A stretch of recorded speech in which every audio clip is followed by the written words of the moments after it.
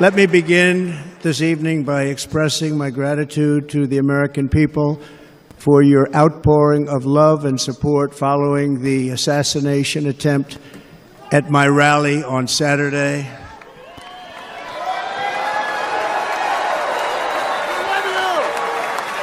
As you already know, the assassin's bullet came within a quarter of an inch of taking my life. So many people have asked me, what happened? Tell us what happened, please. And therefore, I will tell you exactly what happened, and you'll never hear it from me a second time because it's actually too painful to tell.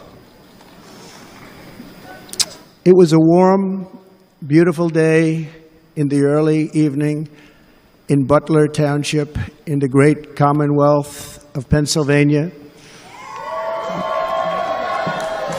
Music was loudly playing, and the campaign was doing really well. I went to the stage, and the crowd was cheering wildly. Everybody was happy. I began speaking very strongly, powerfully, and happily, because I was discussing the great job my administration did on immigration at the southern border. We were very proud of it.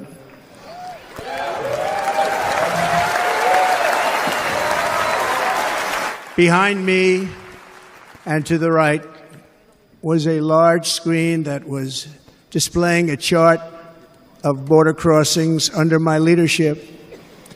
The numbers were absolutely amazing.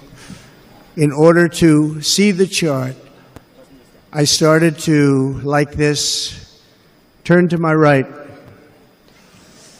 and was ready to begin a little bit further turn, which I'm very lucky I didn't do, when I heard a loud whizzing sound and felt something hit me really, really hard on my right ear. I said to myself, wow, what was that? It can only be a bullet. And moved my right hand to my ear, brought it down. My hand was covered with blood, just absolutely blood all over the place. I immediately knew it was very serious, that we were under attack, and in one movement proceeded to drop to the ground. Bullets were continuing to fly as very brave Secret Service agents rushed to the stage, and they really did. They rushed to the stage.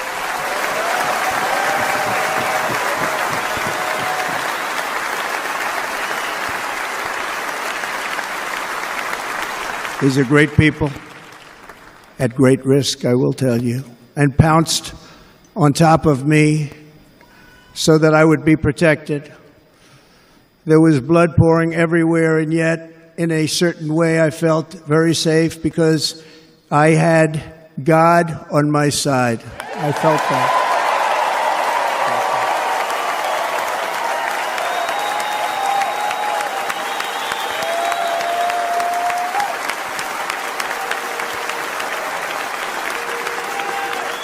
The amazing thing is that prior to the shot, if I had not moved my head at that very last instant, the assassin's bullet would have perfectly hit its mark, and I would not be here tonight. We would not be together. The most incredible aspect of what took place on that terrible evening in the fading sun was actually seen later.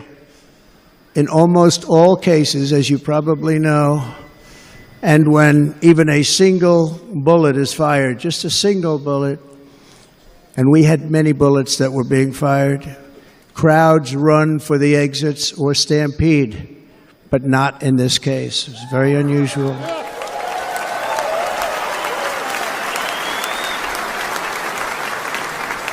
This massive crowd of tens of thousands of people stood by and didn't move an inch. In fact, many of them bravely but automatically stood up looking for where the sniper would be. They knew immediately it was a sniper. and then began pointing at him. You can see that if you look at the group behind me. That was just a small group compared to what was in front.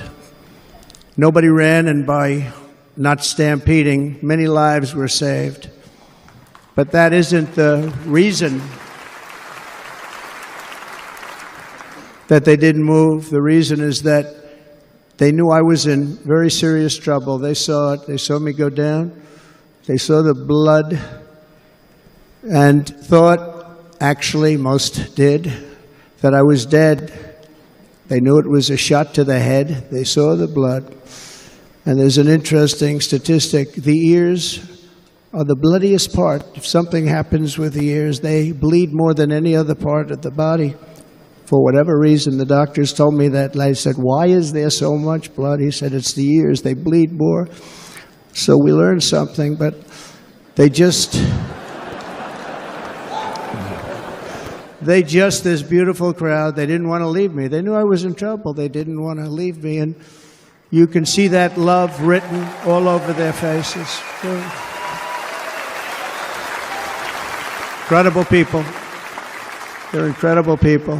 Bullets were flying over us, yet I felt serene. But now the Secret Service agents were putting themselves in peril. They were in very dangerous territory. Bullets were flying right over them, missing them by a very small amount of inches. And then it all stopped. Our Secret Service sniper, from a much greater distance and with only one bullet used, took the assassin's life, took him out.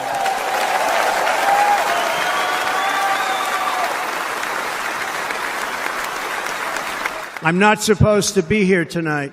Not supposed to be here. Yeah.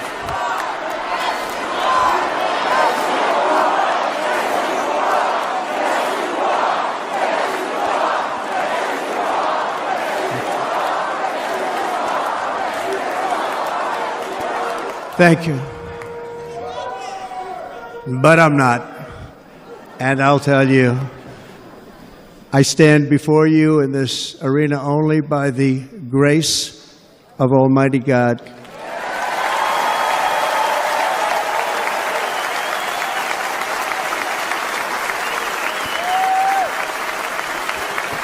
In watching the reports over the last few days, many people say it was a providential moment. Probably was. When I rose surrounded by Secret Service, the crowd was confused because they thought I was dead, and there was great, great sorrow. I could see that on their faces as I looked out. They didn't know I was looking out. They thought it was over. But I could see it, and I wanted to do something to let them know I was okay. I raised my right arm, looked at the thousands and thousands of people that were breathlessly waiting, and started shouting, "Fight, fight, fight."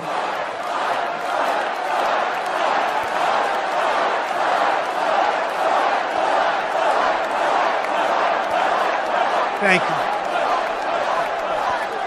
Once my clenched fist went up, and it was high into the air. You've all seen that. The crowd realized I was okay and roared with pride for our country like no crowd I have ever heard before. Never heard anything like it. For the rest of my life, I will be grateful for the love shown by that giant audience of patriots that stood bravely on that fateful evening in Pennsylvania.